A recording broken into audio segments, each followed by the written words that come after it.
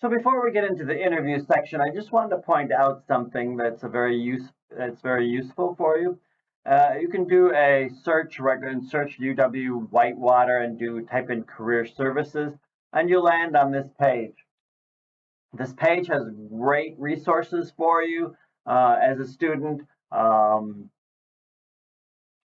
of the things that you'll have are on here are things about resume writing, so it could be in specific areas of how to write resumes, cover letters that give examples on formatting for cover letters, job interviews and internship searches and things are on here.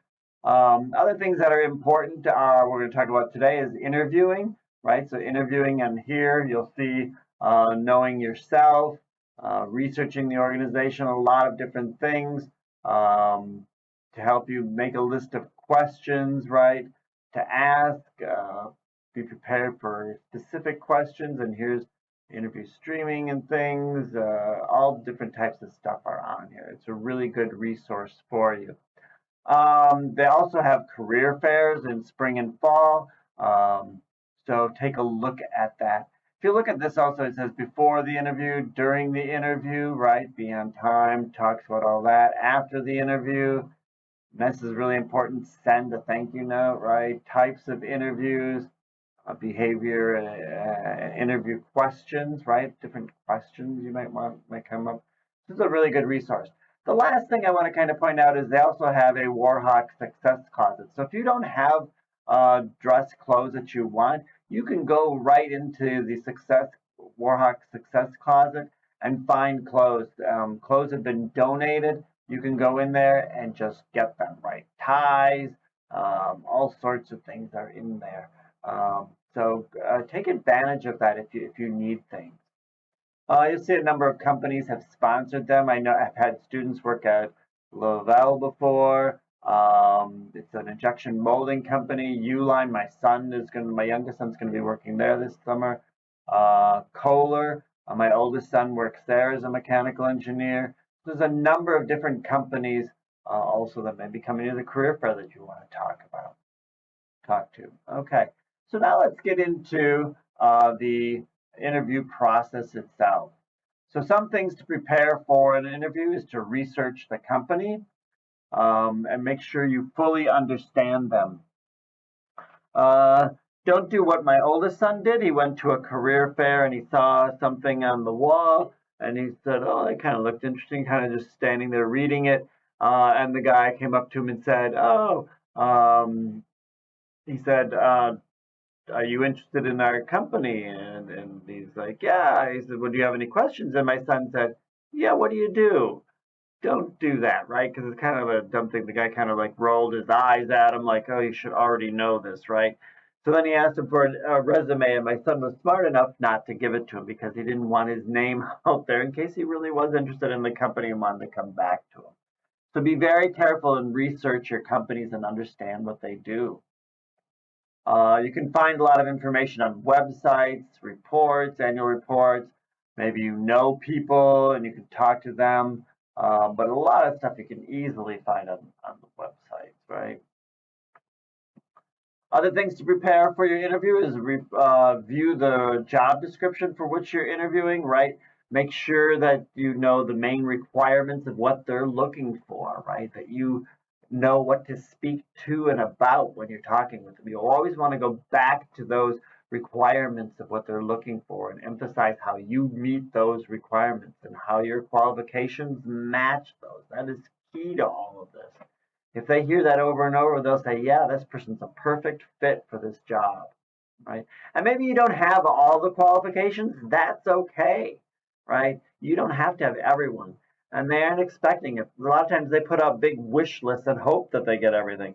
You may only have 2 of the 6, right? And maybe those are the most 2 important ones. So make sure you know what they're looking for and how to sell yourself on. Another thing is to really do practice interviewing, right? Also look at potential questions. And I just showed you on the UW Whitewater site where there's questions and things that you can look at and practice those questions, have set answers ready for it. One thing is they always talk about, the elevator question, right? And it could be, tell me about yourself. Well, be prepared for that, right? Have a short, quick response for telling someone about yourself, or tell me about when you did something, right? Maybe a design project or whatever it might be. When you go to the interview, make sure you take copies of your resume. You should take at least 5 to 10, I would say. Yes, they may have them already, and that's okay, but just to have backups, right? Maybe put it in a little leather type portfolio or some type of folder that you'll take with you. Also, with that, take your reference sheet. We talked about references, right? Making sure you have a list of references. Take that with you also. And you should also take some transcripts, and it's okay to take just unofficial transcripts right with you in the beginning. If they want official ones, they will ask for it. So what do you wear to an interview, right? Men, I would say, dress in some suit. Dark colors are best. Wear a tie. Those are the best things. Always better to be safe than sorry and to be a little more overdressed. Women typically dress more conservatively. You can wear a long sleeve shirt or a blouse, that type of thing.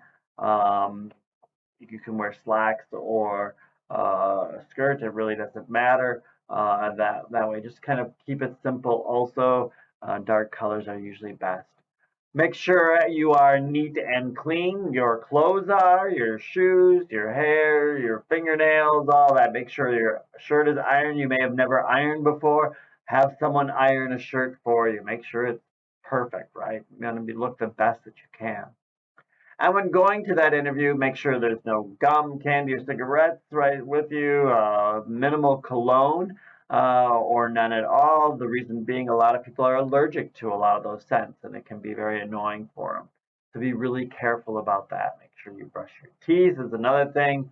And then how do you know what is the right time to arrive? You don't want to be too early, and you definitely don't want to be late. I would suggest being there like 10 minutes or so, or 15 at the most, before your interview time. I wouldn't go any earlier than that. Typically, what I do is I drive to the interview and I'm there very early, and I sit in the car in the parking lot going over my notes over and over so I know what I'm going to say and what interview questions might be, and that I'm there on time just in case traffic is bad or something, right? And then I'll go in 10 to 15 minutes before the start. And the reason you don't want to go any earlier than that, typically the receptionist at the desk will call the person you're supposed to meet with, and they may be in other meetings and they may be very busy people. So you really want to kind of stick to the schedule that they set. Make sure your cell phone is turned off, not even on vibrate. I mean, I would keep it really, really quiet and maybe leave it at that. Other things, your attitude, make sure that you are confident in yourself, right? Have a good positive attitude. Use good eye contact with the person. Keep yourself upright and straight, and have a good firm handshake, right? When you're in the interview itself, make sure you are careful with your body gestures and verbal cues. Like crossing your arms is typically bad, showing that you're kind of closed off. You don't want to do that. Keep your hands and objects off the interviewer's desk. If you're in a conference room, yes, you can put your portfolio on there, but keep things off their desk, right? That's their personal space. If they invite you to put something on there, that's fine then, but don't just assume you can just plunk things down right on their desk. Also, be honest during the interview. Always tell them exactly what is truthful, right? You don't want to be caught in a lie, and it's not any good for you. Sometimes one of the jobs that I got, my first internship, I was maybe a little bit too honest. This was for SC Johnson and Son or Johnson Wax. They asked me why I was interviewing with them. And I was honest. I said, to be honest with you, the reason I'm interviewing with you is that I signed up for the interview was I wanted interview practice. Well, that sounds horrible, doesn't it? Right? Just because I want interview practice, that's not a good reason. Then I said, but as I started researching your company, I became very interested, and here's why, right? And I went on to explain it. So be honest. And I think it's that honesty that really got me the job, right? So be honest with everybody. In the interview itself, don't ask too many questions, but do ask questions. Have like 2 or 3 prepared questions that you can ask someone, right? But don't have too many questions. Definitely don't ask about benefits and salary at this point, right? You want to be able to see if you got the job first. If they give you a job offer, they'll let you know what those things are, and that's the time to negotiate it. It's not during the interview and trying to get the job. And before you leave, make sure that you have a plan with them when you hope to hear back from them. So you kind of have some idea if it's going to be 1 week, 2 weeks, 4 weeks. Maybe they have a lot of people coming in. Who knows? Find out about that. Some final tips. Make sure that if you correspond by email, make sure that your email, well, let me go back to this before I get to that. Also with the interview, again, write thank you letters after you're done.